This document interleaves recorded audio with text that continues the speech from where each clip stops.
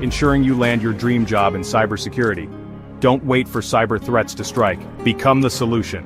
Enroll in SOFTAFRIQUE Group's 16-week cybersecurity course today and start your journey to a high-paying career. Visit portal.softafrique.net to sign up now. Call for the USA plus 15029667638 and for Ghana plus 2332687888884. Our team helps you craft a standout resume and ace your interviews, ensuring. Hey, future cybersecurity pro, ready to defend the digital realm? Cybercrime is escalating and companies need skilled cybersecurity experts. Join SOFTAFRIQUE Group, a top IT company, and kickstart your career with our 16-week online cybersecurity course. Learn from the best. Our course, crafted by expert cybersecurity professionals, gives you hands-on skills with cutting-edge tools like Wireshark, Metasploit, Nmap, Burp Suite, and more. No prior experience? No problem. We guide you every step of the way. Gain real-world experience with your own virtual computer. Practice in a safe, simulated environment, tackling cyber threats, securing networks, and mastering ethical hacking techniques. We don't just teach you skills, we prepare you for success. Our team helps you craft a standout resume and ace your interviews, ensuring you land your dream job in cybersecurity. Don't wait for cyber threats to strike. Become the solution. Enroll in SOFTAFRIQUE Group's 16-week cybersecurity course today and start your journey to a high-paying career. Visit portal.softafrique.net to sign up now. Call for the USA plus 15029667638 and for Ghana plus 2332687888884.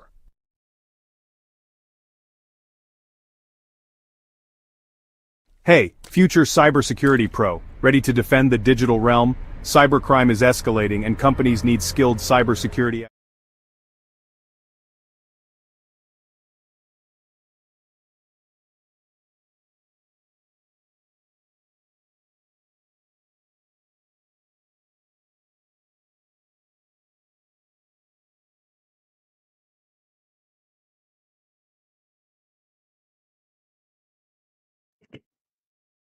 Hello,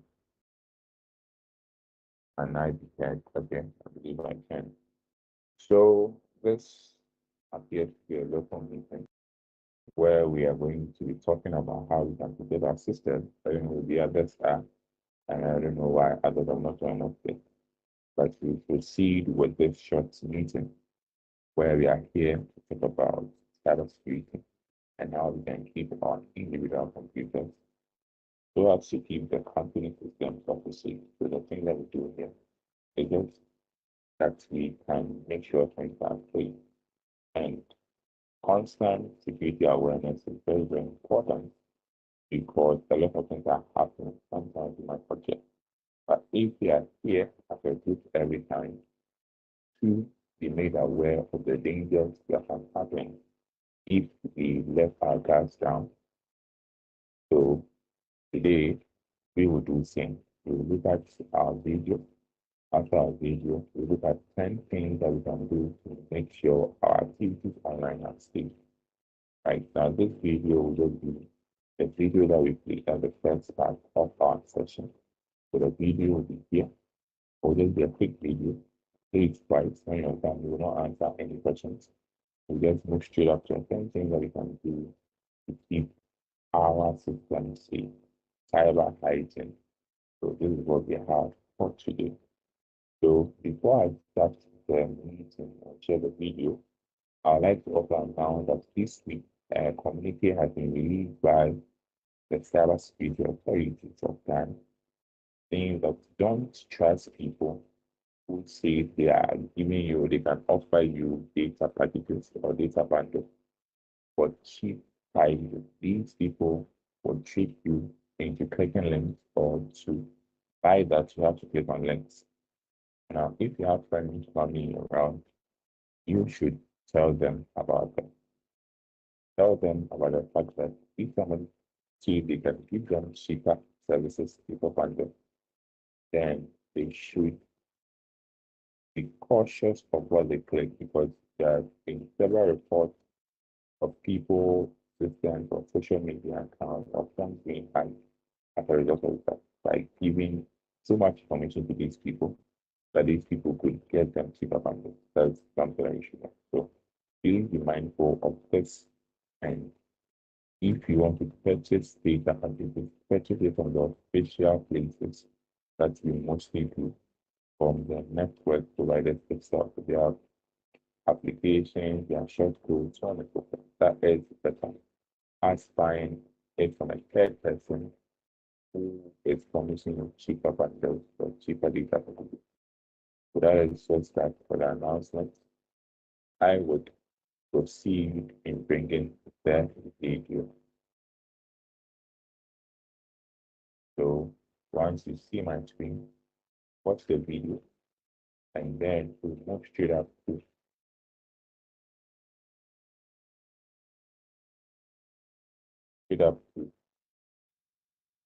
the things that we can do to protect ourselves digitally. Okay, so let me go.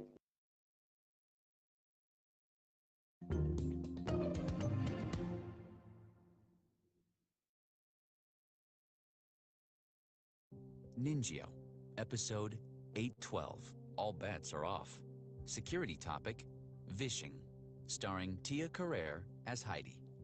Hotel and casino giant MGM Resorts reported losses from a recent vishing attack that exceeded $110 million. Vishing involves a convincing phone call, rather than email, to trick targets into divulging sensitive information. GMG casino floor. A married couple plays a slot machine.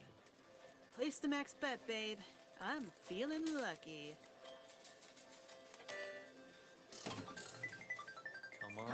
Come on. What in the no. world? Slot machines start to glitch and show error messages. The casino lights go out and panic ensues. Come on! Here, hold my hand. Exit's over there, come on, let's go. Later, two people stand in a casino security room as a ransomware timer ticks down. We're losing millions by the hour. Plus, there's no telling what kind of additional damage these hackers will do once time runs out. As CEO, I say we pay the 200 Bitcoin ransom to restore casino operations and retrieve our stolen data. As CISO, I'm advising against that. Our team of cyber experts is actively working on this. Let's trust them to do their job. News about how the hack occurred. It was a vishing attack. Vishing, that's voice phishing, correct? Yes.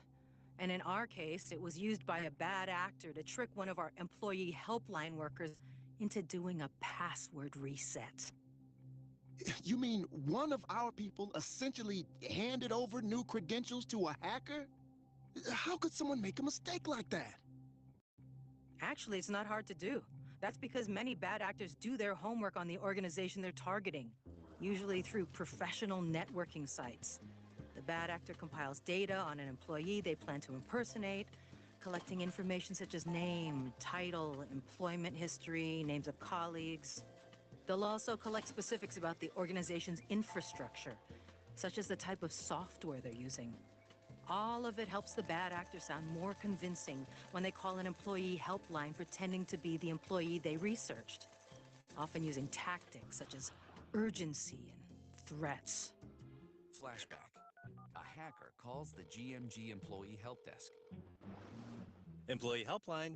Is this regarding an existing ticket? No, a new ticket. This is John Smith, marketing director. I'm trying to get on Gravinet to finish up a project, and for some stupid reason, my password won't work. I need you to reset it for me now. Okay. I'll just need to verify some information. I don't have time for this. I told you, I'm John Smith, marketing director. Call Debbie Johnson if you don't believe me. You know, our chief marketing officer. Okay, sure. Look, I don't know what you're doing, but I need to finish this project by 10 for a meeting with top executives. I'm not sure how it'll go over if I tell them you're the reason it's not done. Okay. I don't want any trouble. I'll reset it now. The helpline worker should have said sorry. All bets are off until I verify your identity through an additional step such as calling you back on a trusted line. Brace yourselves. Here we go.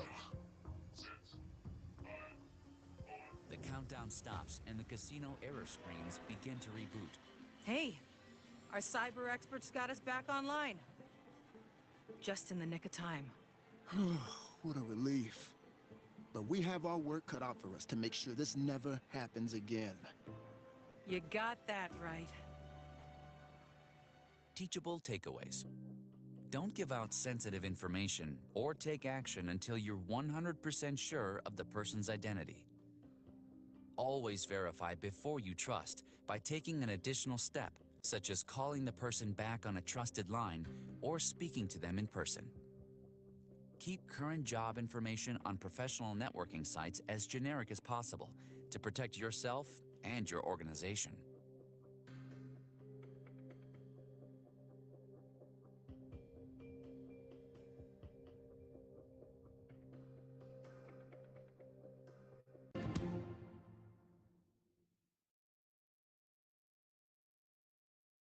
Ninjio, Episode 812, All Bets Are Off. Security topic, Vishing, starring Tia Carrere as Heidi. Hotel and casino giant MGM Resorts reported losses from a recent vishing attack that exceeded $110 million. Vishing involves a convincing phone call, rather than email, to trick targets into divulging sensitive information. GMG casino floor. A married couple plays a slot machine. Place the max bet, babe. I'm feeling lucky.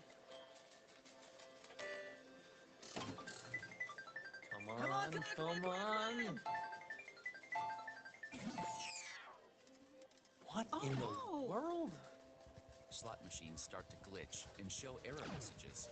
The casino lights go out and panic ensues. Come on! Hold my hand. Exit's over there, come on, let's go!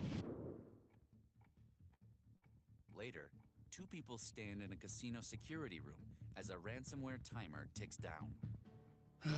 We're losing millions by the hour. Plus, there's no telling what kind of additional damage these hackers will do once time runs out.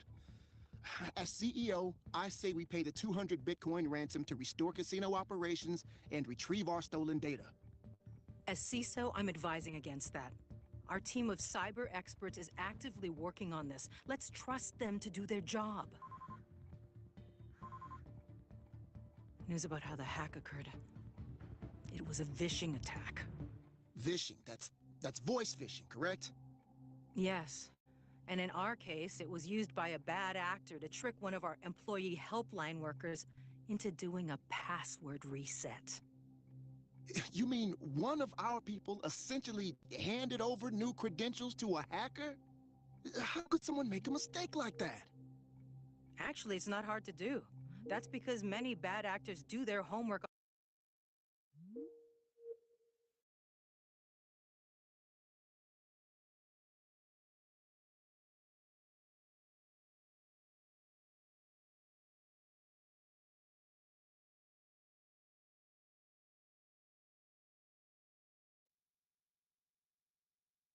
on the organization they're targeting, usually through professional networking sites. The bad actor compiles data on an employee they plan to impersonate, collecting information such as name, title, employment history, names of colleagues. They'll also collect specifics about the organization's infrastructure, such as the type of software they're using. All of it helps the bad actor sound more convincing when they call an employee helpline pretending to be the employee they researched, often using tactics such as urgency and threats. Flashback. A hacker calls the GMG employee help desk. Employee helpline. Is this regarding an existing ticket? No, a new ticket. This is John Smith, marketing director. I'm trying to get on Gravinet to finish up a project, and for some stupid reason, my password won't work. I need you to reset it for me now. Okay.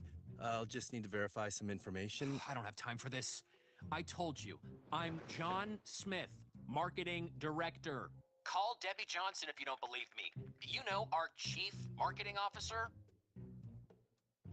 Okay, sure. Look, I don't know what you're doing, but I need to finish this project by 10 for a meeting with top executives.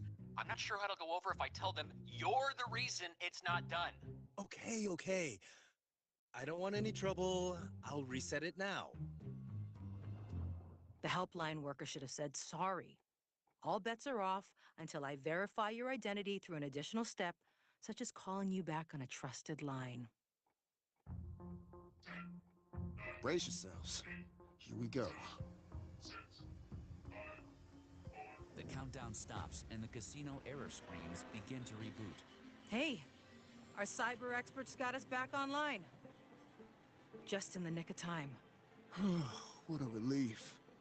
But we have our work cut out for us to make sure this never happens again.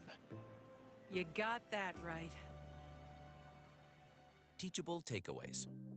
Don't give out sensitive information or take action until you're 100% sure of the person's identity. Always verify before you trust by taking an additional step, such as calling the person back on a trusted line or speaking to them in person.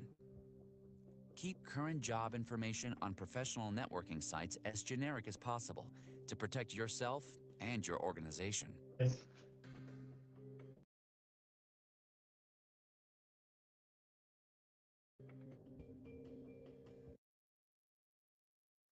Let's look at these things.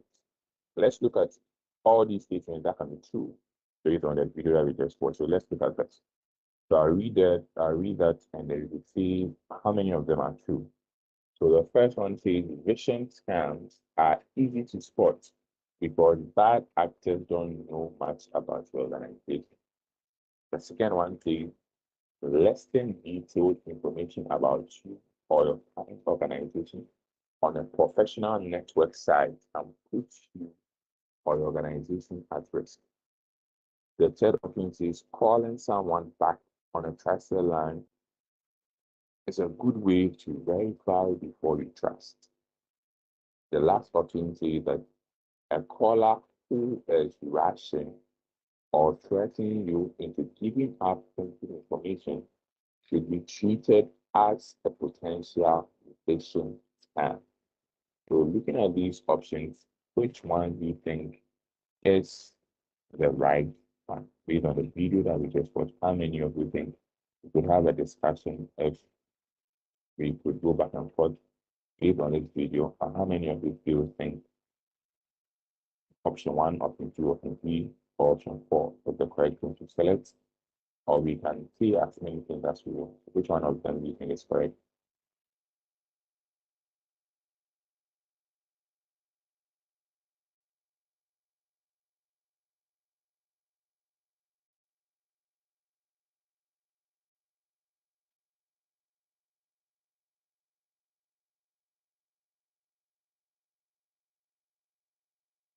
So, which one of them do you guys think is correct? So, the first one, second one is correct. But again, what do you guys think is the rest of them? Third, fourth option, is it correct? What do you think?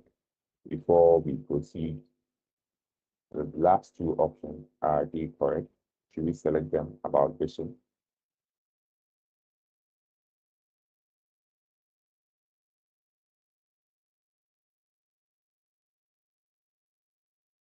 Okay, let's see what happens with this.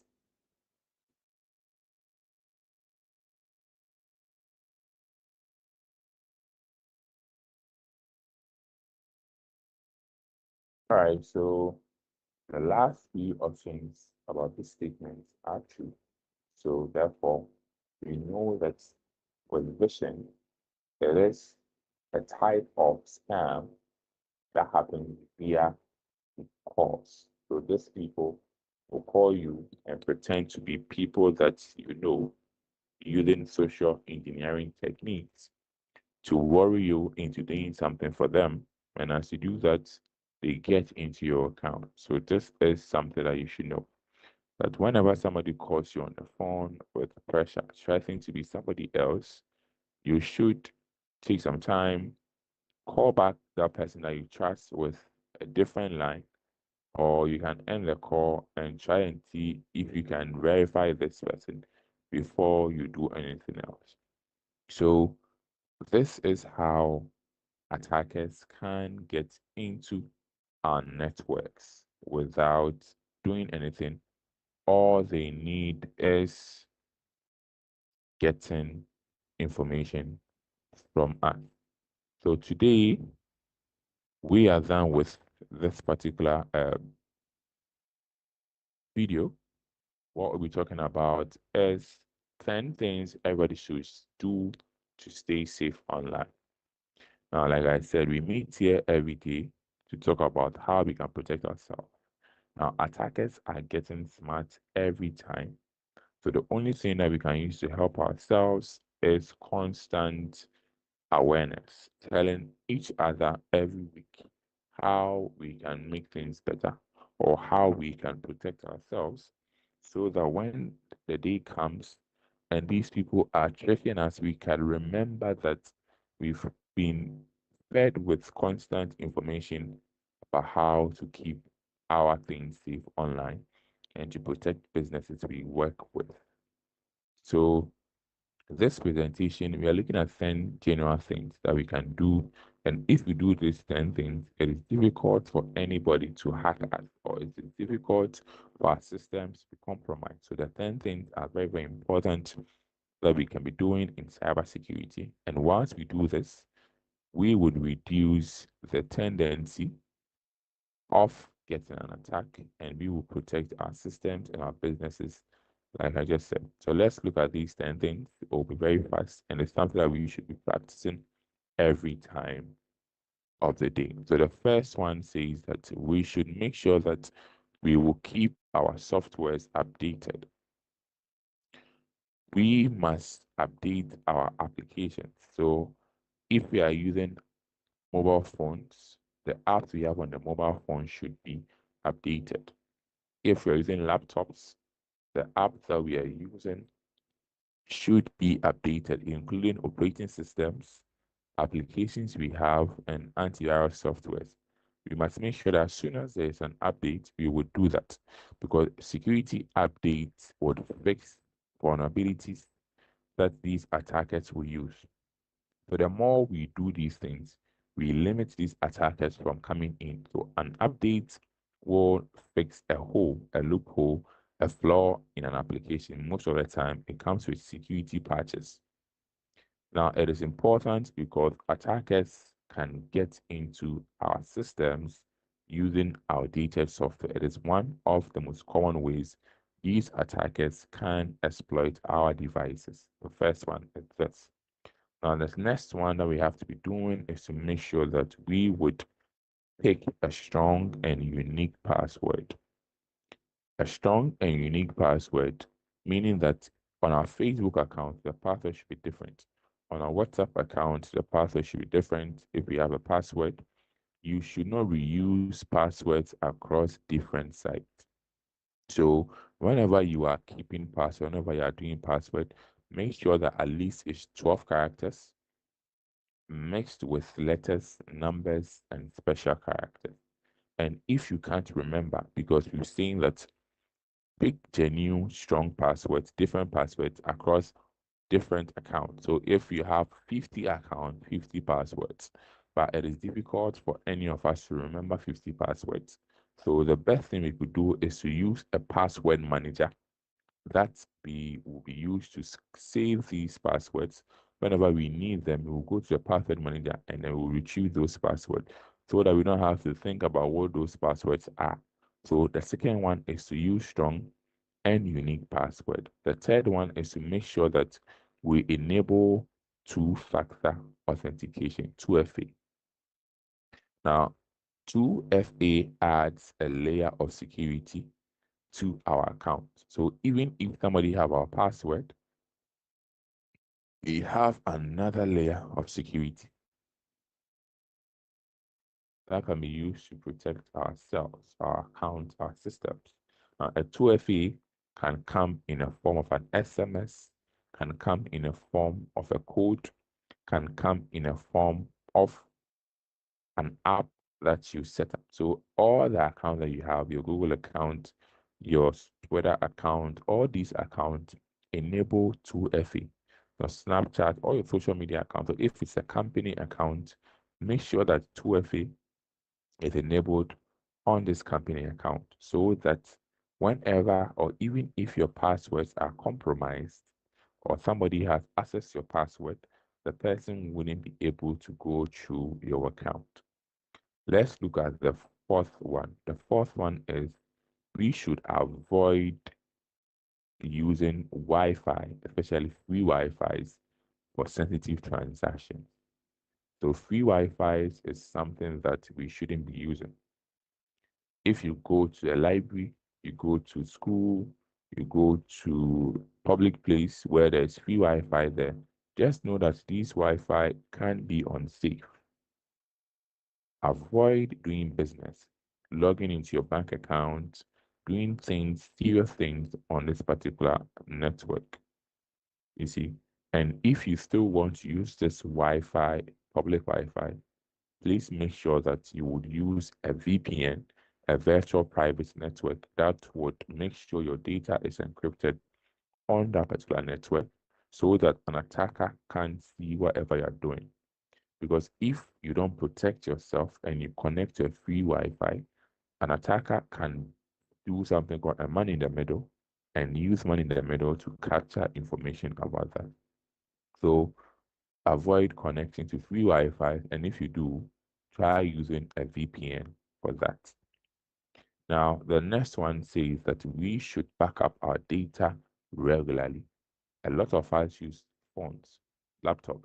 But how do we back up our drives? How do we back up our phones, our pictures, those things?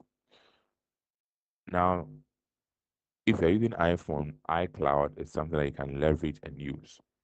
If you're using Android, you can save to Google Drive. Now, saving or backing up your things to the cloud is one of the most important things you could be doing.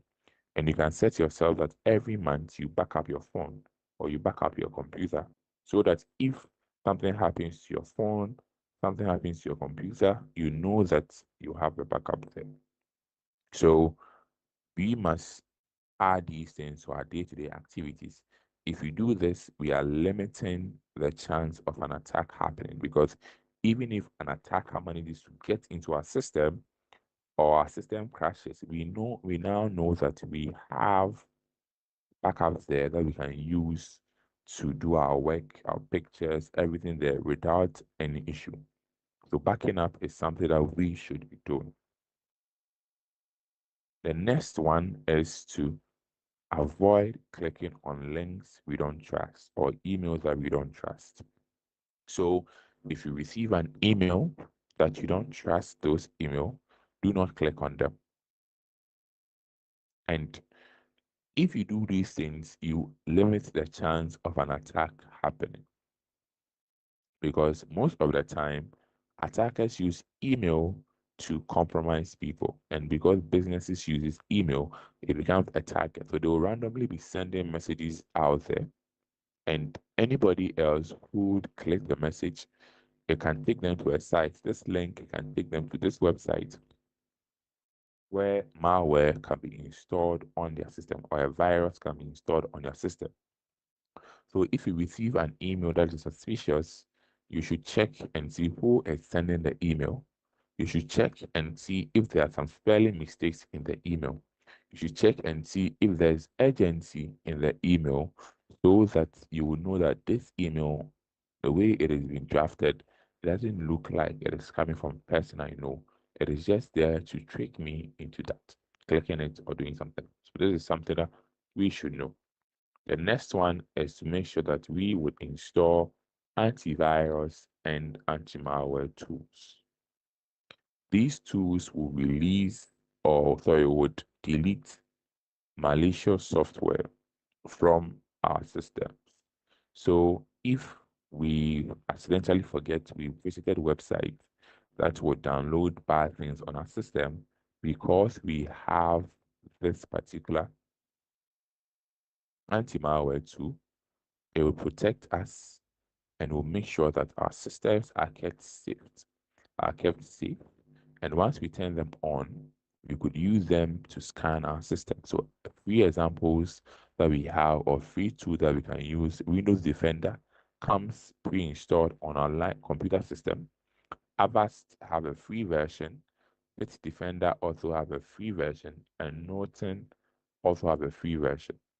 So all these tools can be leveraged to protect our system, our computers, from any issue. Symantec is also another good option that you can use to protect your systems from attackers.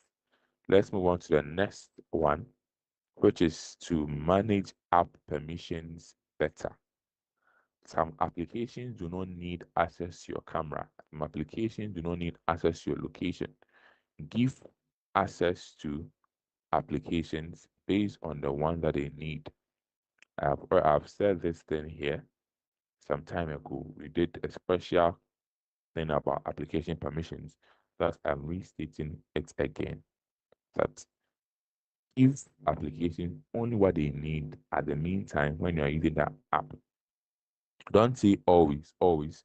Do you want this application to access your camera? Always. You want application to access your microphone? Always. Now, some applications do not need those things. And on our computers, we have that. Some softwares do not need these things. So, in order to prevent these issues, we must limit what we give to these applications. We only give them what they need. Let's say a flashlight application do not need to access your camera or do not need to access your microphone. Just flashlight, just turn on the flashlight. And that's what I need you to do. So managing app application is also a way to go to prevent or to reduce the attack surface an attacker can use to spy on us. Let's look at the next thing that we have. The next thing that we have is to make sure that we log out of accounts after we use them. This is something very, very important. A lot of us fail to do this. Whenever you are using an account on a website and you want to leave that place, just log out. If it's on your phone, you could log out too. If it's anywhere that you have visited, make sure that at least when you are done using that application, important account, your bank account, make sure that you would log out of these accounts, because somebody can get access to that as long as you are logged in, and this person can access your information.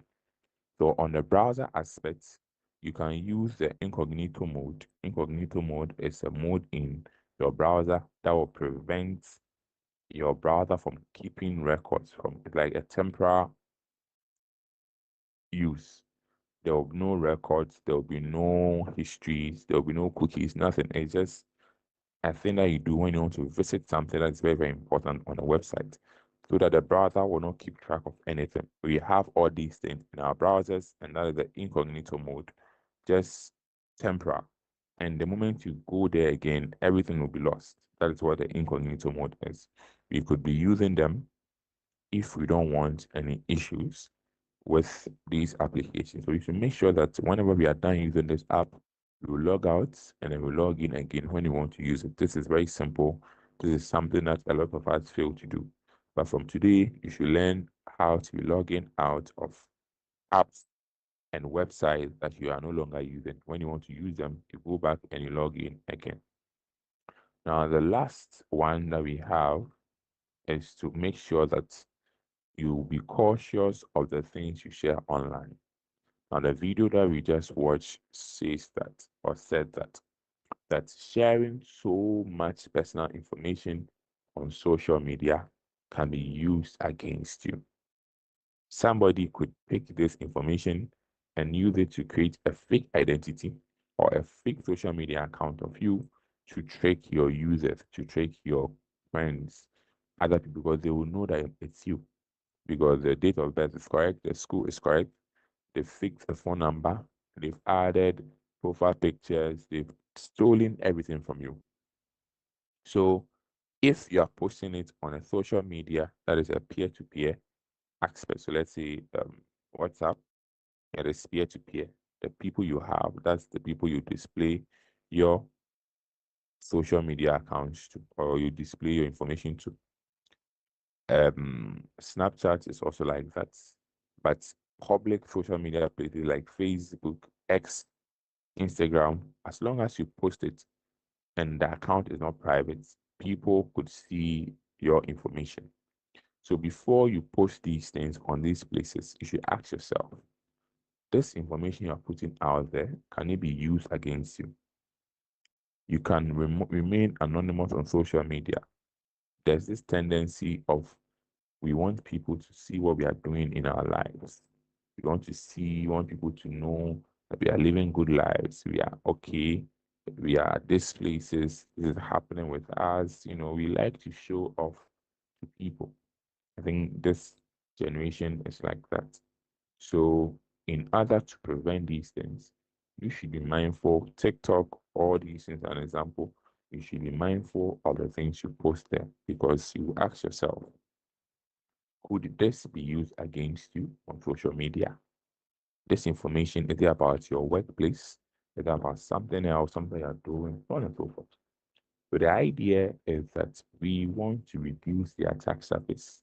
And by reducing the attack surface, we get to protect ourselves because if we don't do these things correctly, there's a possibility you get attacked. So we've spoken about be cautious of the things you do online, log out of account after you use them, manage application permissions, install antivirus and anti-malware tools to prevent malware and viruses.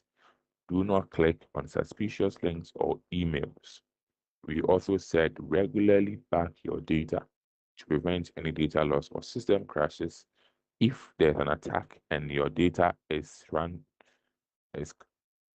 infected and these people or is corrupted, or let's say they've locked it up and they are demanding for ransom, that's a ransomware, you could use your backup without paying any amount of money to them. Avoid public Wi-Fi. If you want to do sensitive things on the Wi-Fi, either use a VPN or you don't do the sensitive things on the Wi-Fi. And we must also make sure that we enable 2FA, second factor of authentication, to our system so that even if our password is compromised, somebody gets our password, the person wouldn't have access to our 2FA. That is something that we should know.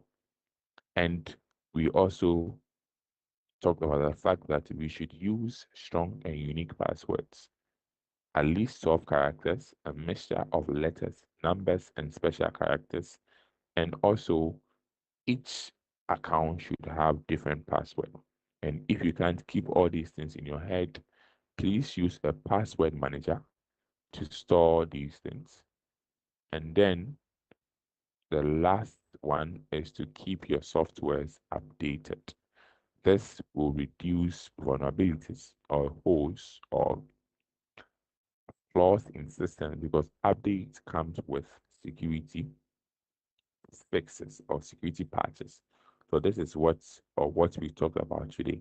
We spoke about the same things we could do to limit attack surfaces to prevent attackers from coming in to our systems. And if we prevent our systems, our individual computers, we would prevent companies that we work with. And we should also share these knowledges to our friends, our family, so that they can be cautious, so that, because cybersecurity is a collective effort. The fact that you might be protected, as long as you are all on the same network, others can also be exposed that might come and affect you in the end. Who knows what will happen? So this is where I will end and moment for questions. Are there any questions that you guys would like to ask based on what we just did or even the video itself?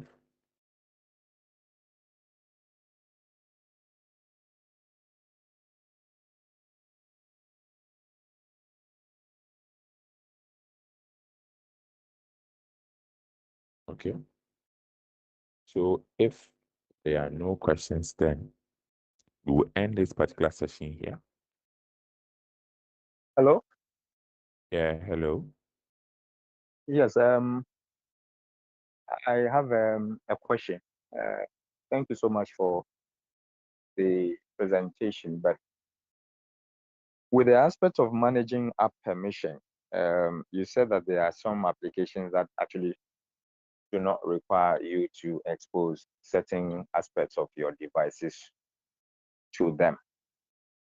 My question is, there are some other applications that also would mandate that without applying this particular permission, you will not be able to use the application. What would you advise in such a situation? Okay. So thank you for that question. Right. With these applications, whenever, let's say, this application requires you to give them permissions to work, they mostly come with these options that mostly they will say anytime, they will say while using this application, they will say permission denied. So they will come with three options most of the time. Now, the best thing that I would ask you to do is to make sure that you say only use this service when this application is started or when you are using this application, not anytime or not every time.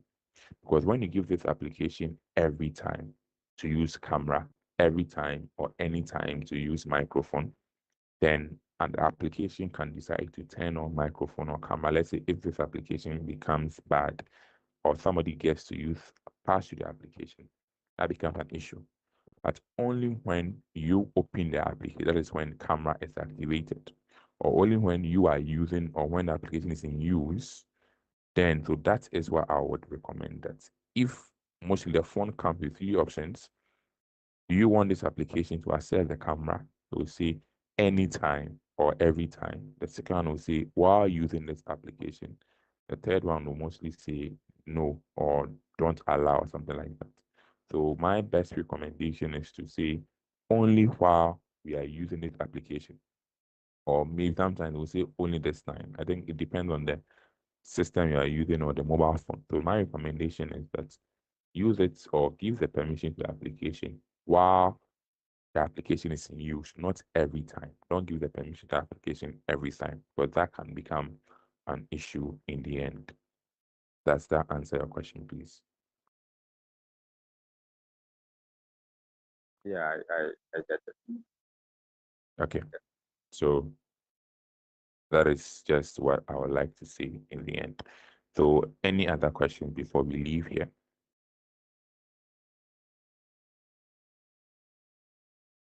All right.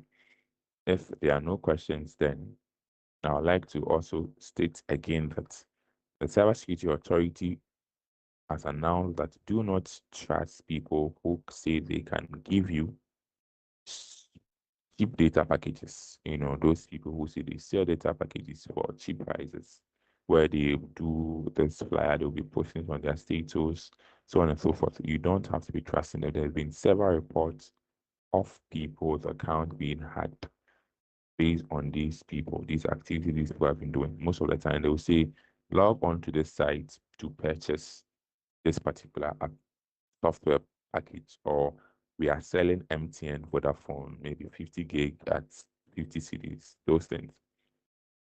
You shouldn't be trusting them because a lot of people have been complaining that their accounts have been hacked, money has been withdrawn, all these things because you are giving these applications mostly access, or these websites mostly access to your systems. Because you go into purchase, you would put on your one money pin in the system, or you put on your number, your one money pin, you would authorize payments.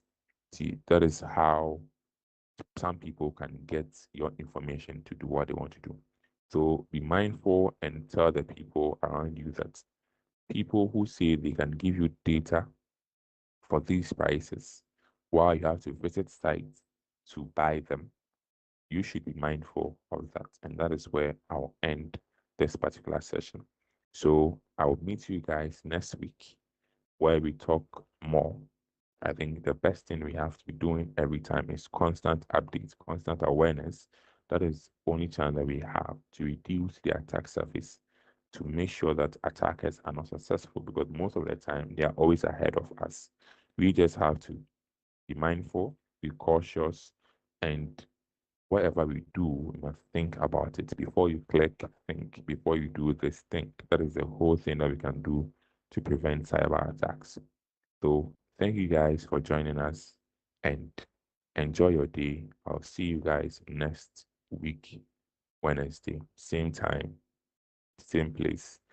Bye-bye. Okay. Bye bye. Thank you.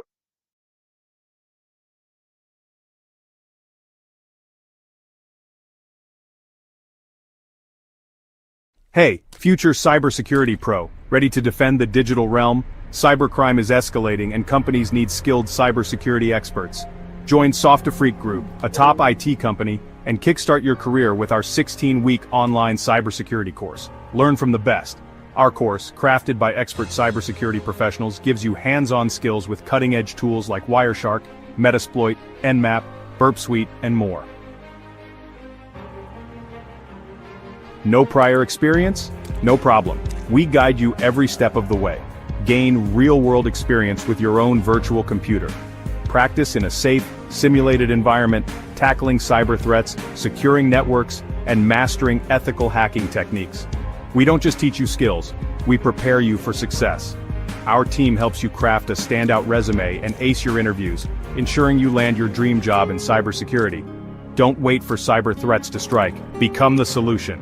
Enroll in SOFTAFRIQUE Group's 16-week cybersecurity course today and start your journey to a high-paying career.